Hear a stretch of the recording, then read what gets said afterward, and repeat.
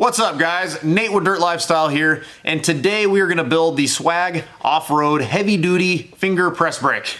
Kind of a mouthful. I have been wanting to buy one of these for a really long time, and last week I decided to add to cart and ship it here. We're going to tear into this box, we're going to spread it all out on the table, and then we're going to hit the ground running.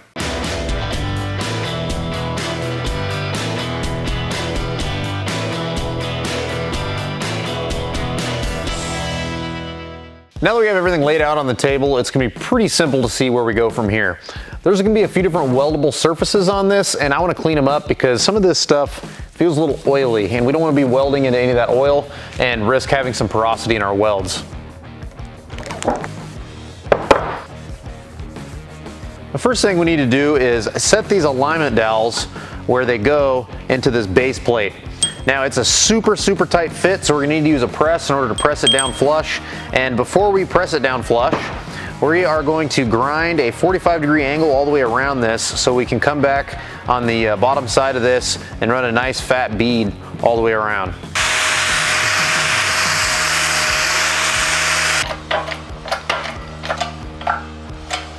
These are now pressed into the bottom plate with a pretty damn tight fit. We can still move things around by tapping it with a hammer, and I plan on doing that because I'm gonna check everything with a square, and I can tell that with the speed square, it's kind of coming out cockeyed. So we're gonna fix that real quick before we continue.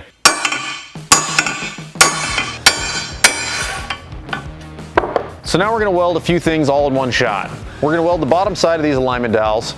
We've got two tabs, one on each side, we're gonna weld in, and these basically just keep this from falling behind our machine.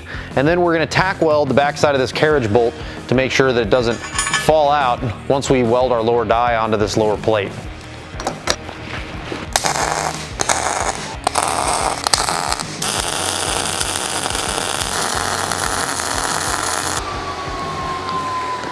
Once we're all done building the tool, we're gonna grind these nice and flush, so whenever we go and we mount it back in our press, it's gonna sit flat. Now we need to take these fingers and mount them in our upper die. Pretty straightforward. We're just gonna put the bolts in, and then we're gonna take these fingers and we're gonna drop them in and tighten it all down. They basically just sandwich in between the two halves of this upper die.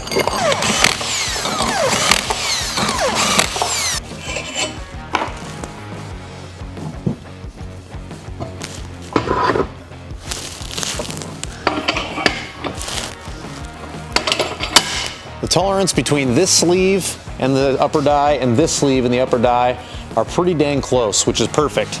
So now what I'm going to do is I'm going to center the lower die with the upper die. I'm going to tack the lower die into place, and then I can move these sleeves up and I can tack these sleeves into the upper die. These sleeves need to be located flush with the upper die and then tacked into place. I just checked, all of our clearances look even on both sides, front and back, left and right, and the upper die looks square with the lower die all the way throughout these 2 points of contact. So now I am going to do a couple other really meaty tacks all the way around and then pull this apart and finish weld it.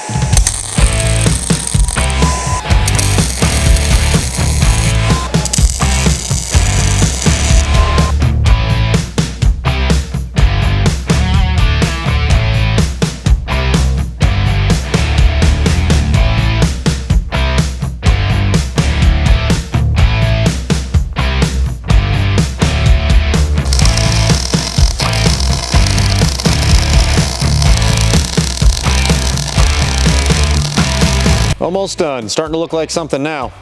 Really the only thing we have left is to tack this collar on. Before we get to that point, I do want to talk about this backstop. I personally don't see myself using the backstop. It bolts on to these little studs that we have hanging out of the back here. Again, I don't think I'm going to be using it, but I did tack those in there just in case I decide to in the future. So you need to just put a crease with your press brake across this, and it'll give you a spot that you can adjust along the backside to make repeatable bends. Myself, I like to make a line on the material, put it in there, get the line nice and straight the way I want it, because sometimes you don't want it straight. Sometimes you want to bend things at a goofy angle or whatnot. So more than likely that's how I'll use it.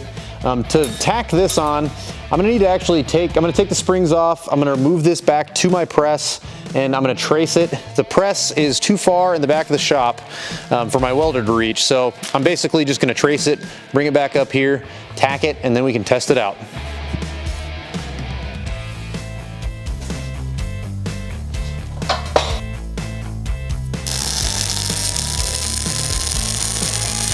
There it is, mounted up, looking good, ready for use. Now, before we start using this thing, I do want to talk about a couple of things that I think are going to be questions. One, the instructions say to weld this all the way across. If I don't have to, I don't weld things like this all the way across for a couple of reasons. The main one being it's very easy to warp. Even stuff this beefy and this big, it's easy to warp it, and even if you stitch weld it, you can still warp it. I've seen things warp you would not imagine can. These are not for strength as much as they are to keep this bottom like die from flopping around in there while you're pressing, and there's no way it's going to break all these welds. I think that it's going to be plenty strong the way that it's built. The other thing I'd like to talk about is these dies. The dies that come with the Harbor Freight machine apparently are not very strong, so Swag does sell some upgraded dies. They're fairly expensive. I might try to come up with my own solution and just maybe source some steel locally. This version of the Swag press brake that I have is the heavy duty version. It's a longer radius for the bend to take place, making it to where you can bend thicker material. I went through my pile of scrap metal and I grabbed anything that was angle iron. So when you cut these at 19, which is what the lower die is, you can actually stack them on top of each other and you can give yourself a smaller radius for whenever you're bending smaller material. The first bend that I'm gonna make is going to be some 1/8 inch scrap that I had laying around. It happens to be diamond plate. And I'm actually just gonna start with the tightest bend and see what happens. I don't have any particular depth in mind or anything like that. We're simply just going to bend this and see what happens. When you're using something like this in a metal brake, you want to use an angle finder to keep track of how steep the bend is going to be. I want to bend a 90, so we're going to put this at a 45 with our angle finder, because 45 and 45 make a 90. Let's see how we did.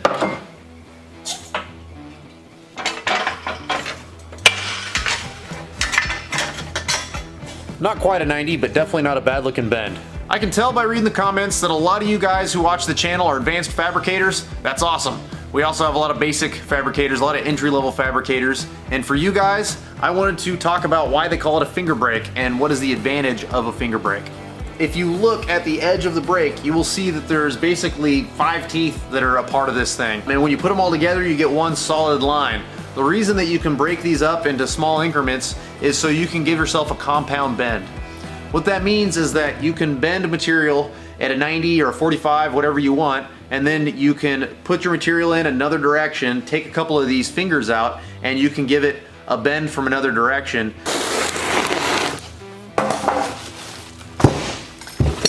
Now I want to supercharge this press. This is an air over hydraulic jack. And whenever I put this on top of our press brake, it's gonna make it an air over hydraulic press brake. Little side note, have you guys ever seen this before? Let me know in the comments. I haven't bought a Harbor Freight tool before that came with spare O-rings and washers and stuff. I think that's kind of cool. Yeah, we'll see if they start doing that on more of their products.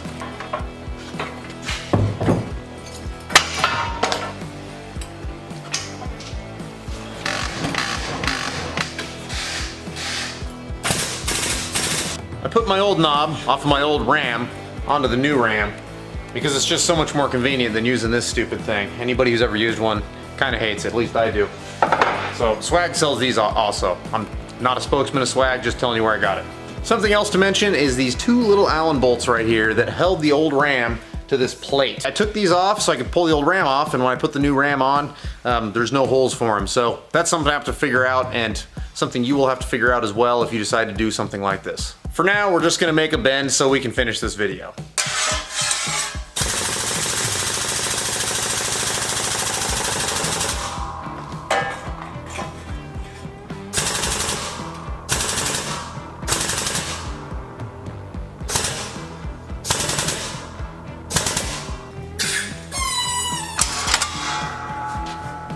Oh yeah, that is so much better. It's way faster. Also, because we've got 2 more return springs, this thing returns like that. Definitely a sound investment. I am super excited to use this thing in future projects. In fact, I got one coming up this weekend, and I'm excited to put it through its paces and see what the limitations of this brake really are. If you enjoy videos like this and you want to see more, make sure you click the thumbs up button and subscribe to the channel. I've got a whole bunch of content like this on here already, and I plan on doing a whole bunch more in the future. If you want to follow me on social media, I'm at Dirt Lifestyle Nate. If you want to get a t-shirt or a hat or something like that and support the channel, go to thedirtlifestyle.com, and we'll see you next time.